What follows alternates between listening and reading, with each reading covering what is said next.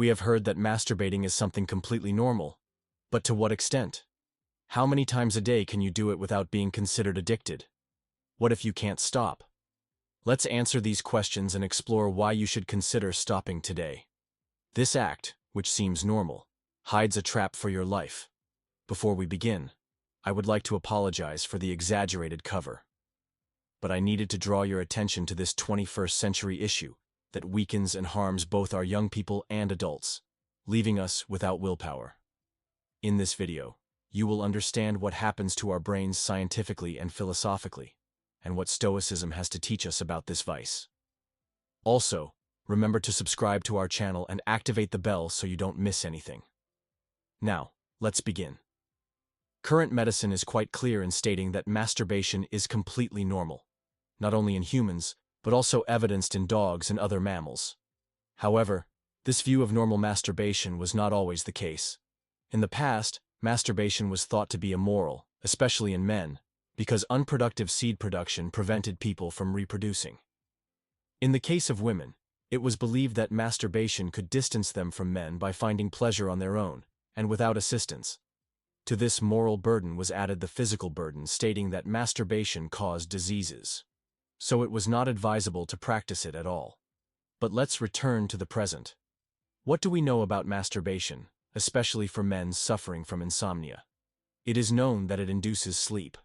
The French Institute of Health and Medical Research concluded that the male brain deactivates sexual desire after orgasm. The cerebral cortex, the area responsible for conscious thought, goes to rest once the man reaches climax. This, in addition to nullifying the desire to continue having sexual relations, facilitates sleep. Therefore, many men fall asleep after sexual activity. So what is the problem? Hidden in one of its benefits is a trap. Masturbation releases dopamine in your brain. This hormone is responsible for making us feel better, providing calm, relief, stress reduction, and a sense of reward. This is caused by dopamine and is so pleasurable that some people become addicted. The Diagnostic and Statistical Manual of Mental Disorders incorporated a new disorder in 2017 called hypersexuality disorder. This classifies excessive masturbation under the category of obsessive-compulsive disorder, another vice that leads to mental and familial destruction. In many cases, you won't be able to control yourself and will become a slave to your desires. Seeking relationships with prostitutes, sex with multiple people, and, as we saw in a previous video, excessive consumption of pornography. These are ways that a dopamine-saturated brain finds to obtain pleasure. Pay attention. Addiction to masturbation comes from chemicals released in the brain. As our brain adapts to the release of these chemicals, it feels the need to continually find the codes that generated the stimulation. Your brain will start asking for more and more dopamine to achieve the same pleasure it had the first time, making you always have to keep looking for how to masturbate again. This reaches an exaggerated point when your brain realizes that the release of dopamine is excessive, and begins to block receptors in an attempt to stop you. As a result, the person performs the pleasurable act, in this case, masturbates, but gets nothing, which frustrates them even more than they were already.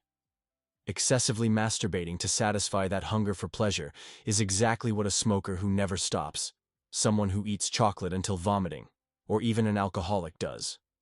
At this point you might be wondering, what does Stoicism have to do with this? The Stoics, such as Marcus Aurelius and Epictetus, masters of self-control and wisdom, address the view of pleasure and lust from a unique perspective. From the words of Epictetus to the intimate thoughts of Seneca, they explored the depths of human passions, a legacy that still captivates us. For the Stoics, masturbation was not just a quest for carnal satisfaction, but an opportunity to explore the limits of the body and mind. They saw it as an exercise in self-awareness and a path to true freedom. In their philosophy, mastery over worldly passions and pleasures was a conquest that elevated the human spirit. Epictetus asserted that it is not the pursuit of pleasure, but self-control that distinguishes a good man. In this context, the ability to enjoy pleasure while understanding and containing it makes a difference in someone who has reached a higher level of self-awareness. Instead of being slaves to our desires, we must be their masters. as Seneca reminds us with his philosophical perspective. Stoic reflection on masturbation is not simply about repression, but deep understanding and self-mastery. This translates into the ability to direct our emotions toward a journey of conscious self-examination. It resides not only in momentary satisfaction, but in understanding, accepting, and embracing our deepest inclinations.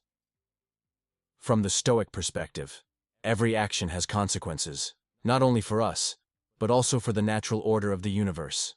When we succumb to our most intense desires, as in the case of uncontrolled masturbation, we lose that harmonious connection with nature, which the Stoics highly valued. We become prisoners of our desires, drifting away from true inner serenity. Compulsive masturbation can trigger an emotional whirlwind within us, where guilt, shame, and dissatisfaction become constant companions. The Stoics teach us to control our intense emotions through introspection and self-regulation. By consciously facing our emotions, we learn to manage them healthily and constructively. However, the Stoics encourage us to find inner peace within ourselves. True satisfaction lies in our self-mastery and our ability to find joy in what is simple and virtuous. Allow me to share a personal, inspirational story. I know someone who used to struggle with compulsive masturbation, seeking momentary refuge and pleasure, but facing an emotional storm after each act.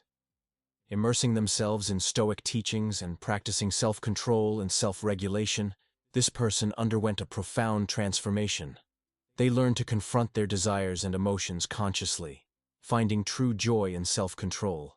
They now live a life of inner peace and authenticity, free from the slavery of momentary desires. True satisfaction comes from living in accordance with our deepest principles and values.